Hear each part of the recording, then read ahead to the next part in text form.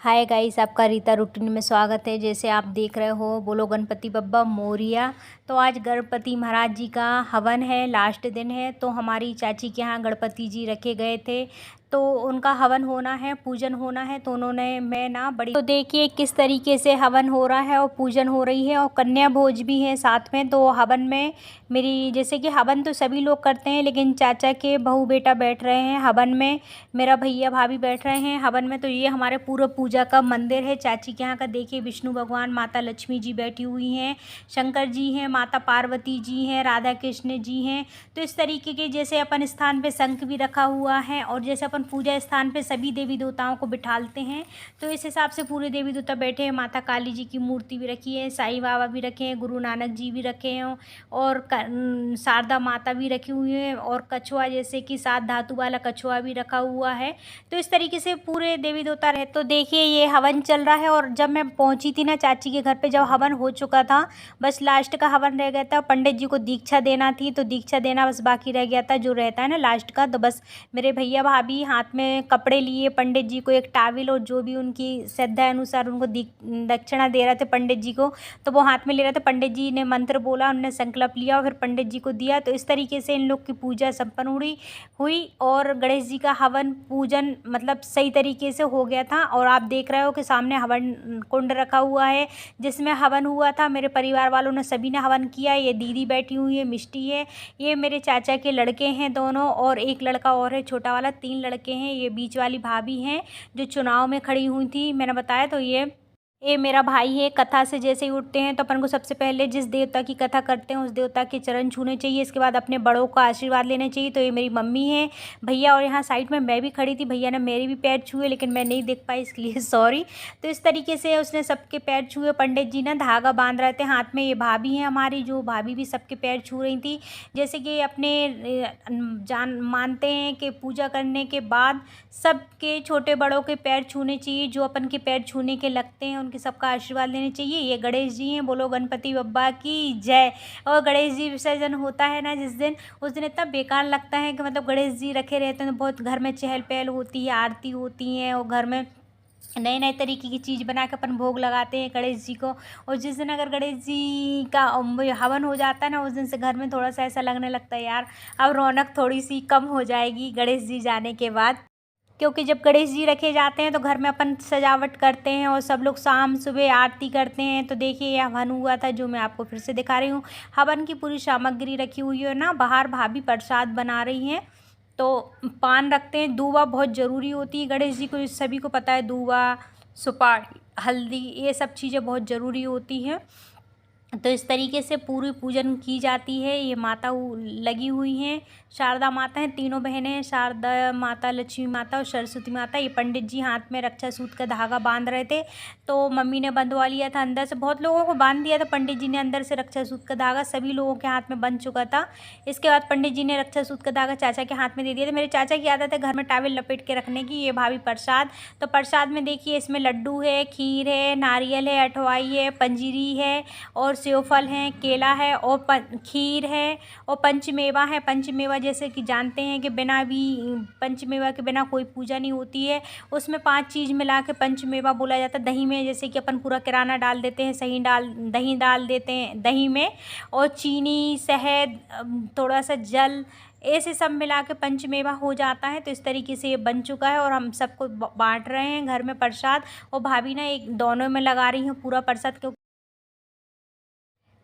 प्रसाद दोनों में रख के फिर सबको बांटेंगे। जितने जन हवन में बैठे तो परिवार के पूरे लोग सब इकट्ठा हो जाते हैं। तो देखिए भाभी ये रख रही है, अठवाई है, केला है, मैंने आपको दिखाया। तो बिना पंजीरी के मतलब पंजीरी सूजी की या आटे की सेक के घी डाल के उसमें किराना डाल के बनाई जाती है। और ये कन्या है, तो कन्याओं के लिए महावर लग रहा है। बहुत छोटी छोटी सी कन्या आई हुई, तो वो छोटी कन्या ही खिलानी चाहिए, 12 साल के आयु तक की कन्या खिलानी चाहिए। और वैसे तो कन्या देखिए जब तक शादी नहीं होती तो वो कन्या ही रहती हैं, लेकिन छोटी अगर अपन को कन्या मिल जाए तो वो और अच्छी बात होती है। तो हमारे यहाँ पे छोटी कन्या बहुत सारी थी मोहल्ले में। तो बस देखिए ये चाची है जो महावर लगा रही, कन्या बता रही है ऐसे महावर लगाना है, ऐसे महावर लगाना, तो उस हिसाब से चाची महावर लगा रही है।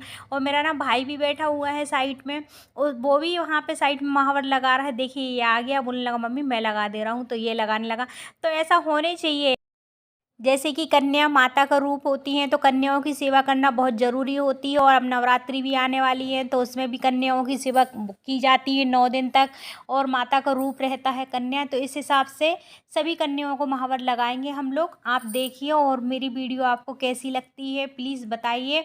क्योंकि ना मैंने देखिए अभी गणेश जी रखे हुए थे, तो मैं गणेश जी देखने बिल्कुल भी नहीं गई हूँ। और मैं आपको बताऊँ कि एक मैं ब्लॉग बना के डालूँगी कि मैं गणेश जी देखने क्यों नहीं गई हूँ, और मैंने गणेश जी की ज़्यादा वीडियो क्यों नहीं डाली है। क्योंकि हमारे यहाँ पे गणेश जी के टाइम पे मेरे जो बड़े जेठ हैं वो शांत हो गए थे। तो ना जिस दिन गणेश चौथ थी, जिस दिन गणेश जी रखे जाते हैं, घर में लाते हैं गणेश जी, उस दिन मेरे बड़े जेठ शांत हो गए थे। तो उस दिन से ना मुझे गणेश जी जब तक आप, जैसे हम कहते हैं कोई गैया का बच्चा हो जाए, या किसी मतलब अपने यहाँ पे किसी पीढ़ी में बच्चे हो जाएं, तो फिर अपने गणेश जी वापस आ जाते हैं। तो अभी ऐसा कुछ भी नहीं हुआ। और जबकि ना मेरा जो बड़ा बेटा है ना गणेशों में हुआ था, तो हमारे यहाँ ना गणेश जी हम रखते थे। लेकिन अब गणेश चौथ के दिन हमारे भाई साहब शांत हुए, और सबसे मतलब हम 15-16 भाइयों में सबसे बड़े जेठ थे वो मेरे। तो अच्छा नहीं लगता मुझे ना, तो इसलिए मैंने इस बार ना गणेश घूमने के, गणेश जी जाने के, गणेश जी आने के बिल्कुल भी नहीं। तो हमारे दमोह में, मैं दमोह में हूँ, मेरे मायके में इतने अच्छे अच्छे गणेश जी रखे हुए थे। मैं चाहती ना तो आपको एक से एक झांकी दिखाती यहाँ की, लेकिन मेरा मन नहीं करा यार। वो तो ये घर का ब्लॉग था तो मुझे डालना पड़ा, क्योंकि चाची ने बुलाया है।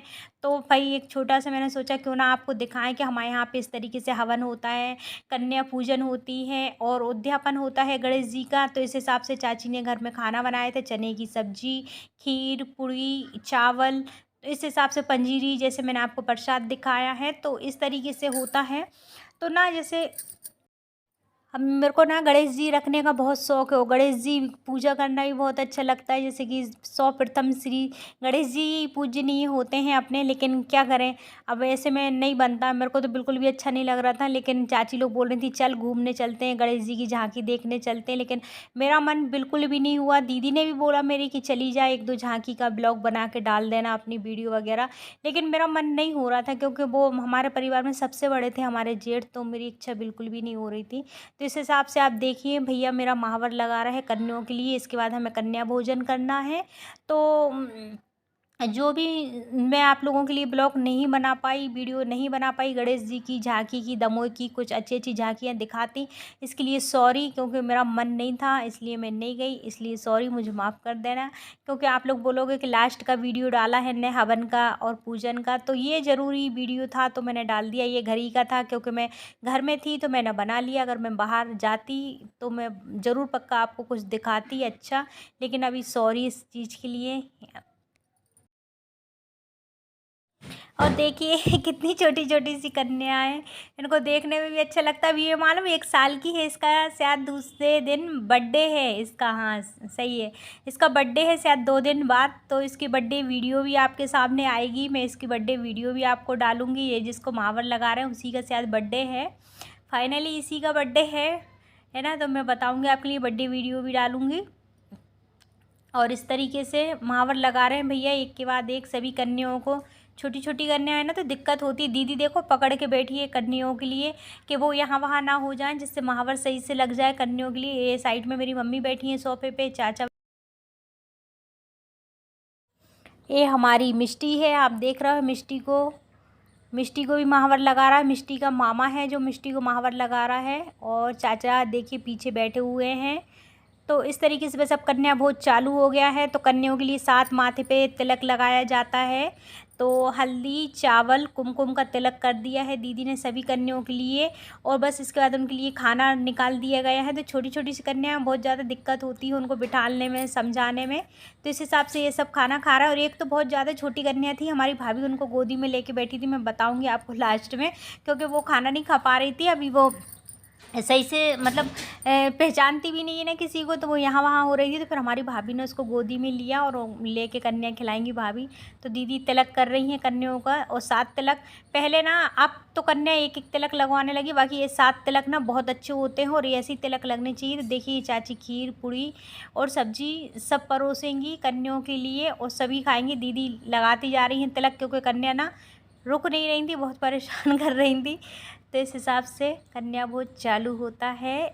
आप देखते जाइए मेरी वीडियो। अगर मेरी वीडियो आपको अच्छी लगे तो मैं बस आपसे यही कहना चाहती हूँ कि प्लीज़ ज़्यादा से ज़्यादा मुझे सपोर्ट करें, कमेंट करें और मुझे लाइक करें और सब्सक्राइब करें मेरे चैनल को। और मेरा जैसे कि इंस्टाग्राम भी फॉलो कर सकते हैं आप, रीता एस रूटीन के नाम से है, रीता एस रूटीन के नाम से है मेरा चैनल, तो आप उसको फॉलो कर सकते हैं। और मुझे लाइक और सब्सक्राइब ज़रूर करें और कमेंट ज़रूर करें यार, मेरी वीडियो कैसी लगती है। आप लोग कमेंट नहीं करते हो ना तो मुझे अच्छा नहीं लगता है। मैं चाहती हूँ कि आप लोग मुझे ज़्यादा से ज़्यादा प्यार दें, ज़्यादा से ज़्यादा कमेंट करें, तो मुझे बहुत अच्छा लगेगा आप लोगों के लिए कुछ और अच्छा दिखाने के लिए। तो इस हिसाब से चाची और दीदी ना कन्याओं को खाना रखती जा रही हैं और आगे बढ़ती जा रही हैं, क्योंकि जगह की भी थोड़ी सी ऐसा हो जाता ना कि अब एकदम जल्दी जल्दी उठते नहीं बनता सबसे। चाची भी की भी थोड़ी घुटनों में प्रॉब्लम। ये देखिए, ये मेरी भाभी हैं जो उसको खाना खिला रही हैं मेरी नातन को। ये मेरी नातन लगती है। अगर मेरी वीडियो अच्छी लगे तो मिलते हैं नेक्स्ट ब्लॉग में, तब तक के लिए बाय बाय बाय।